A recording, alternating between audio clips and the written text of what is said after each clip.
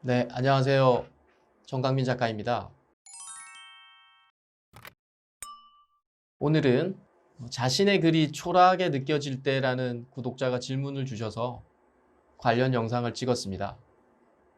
영상을 보시면 글쓰기 하는데 상당히 도움이 될 거라고 생각을 합니다.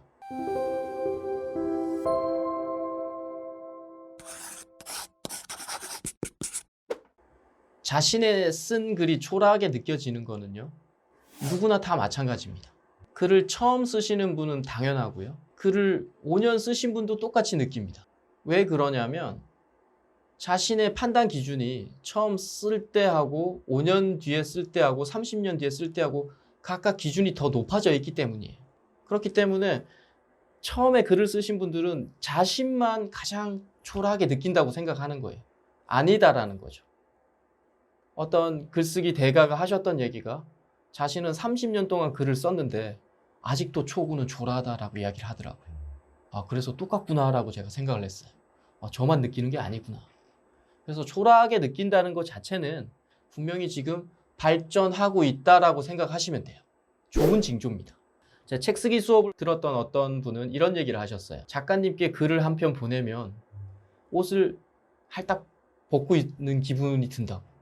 창피하다고요. 그러니까 그게 결국 초라하다고 느끼는 거거든요.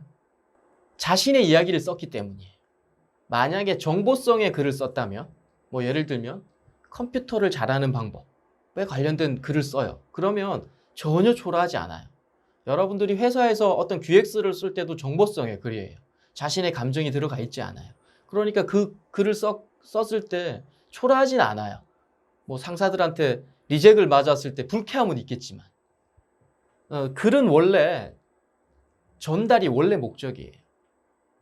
자신이 말하고 싶은 걸 전달하는 게 원래 글의 목적입니다. 그런데 글이 점점 발달하면서 정보성의 글에 자신의 이야기, 자신의 삶의 이야기가 녹아나지 않으니까 글에 문체가 없더라는 거예요.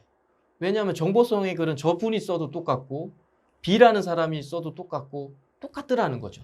그래서 자신만의 이야기가 믹싱이 돼야 이분은 이런 얘기, 이런 삶을 갖고 있는 분이 이런 정보성의 글을 이야기해 주네 하면서 자신만의 글이 나오더라는 거예요. 우리가 글이 초라하게 느껴진다라고 느낄 때는요, 별로 의미가 없거나 깊이가 없어 보이거나 문장이 또 유려하지 않거나 이런 것 때문에 좀 초라하게 느껴지는 거거든요. 너무 일상적인 느낌이다라고 느낄 때만. 그러면 우리가 그런 일상적인 글에서 깊이 있고 초라하지 않게 넘어가는 순간이 있습니다.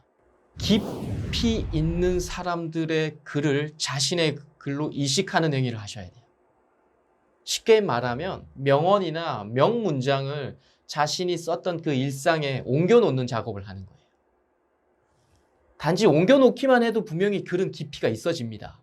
하지만 그렇게 옮겨놓고 나서 그 명문장을 해석하거나 그 명문장에 반론을 하거나 하는 행위가 한 몇 줄만 더 들어가도요, 그 글은 훨씬 더 깊어집니다. 예를 들어 나를 죽이지 못하는 시련은 나를 더욱 성장시킨다, 나를 더욱 강하게 만든다라는 니체 문장이 있습니다. 자신의 썼던 글이 시련에 관련된 글이라면 이 문장만 옮겨놔도 분명히 깊이 있는 글이 나옵니다. 하지만 이 문장에 이런 해석도 한번 달 수가 있겠죠. 그 시련이 나를 죽이지 못했지만 나는 지금 골골거린다. 약간 재밌는 문장이 나오죠.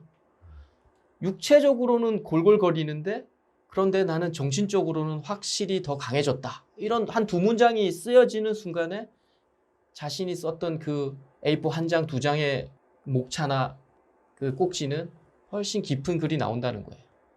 그래서 자신의 글이 초라하게 느껴지는 순간이 오면요, 여러분들은 명문장을 찾아야 할 시점이라고 생각하시면 됩니다. 가장 간단하게 깊어지는 좋은 방법입니다. 이상입니다. 감사합니다.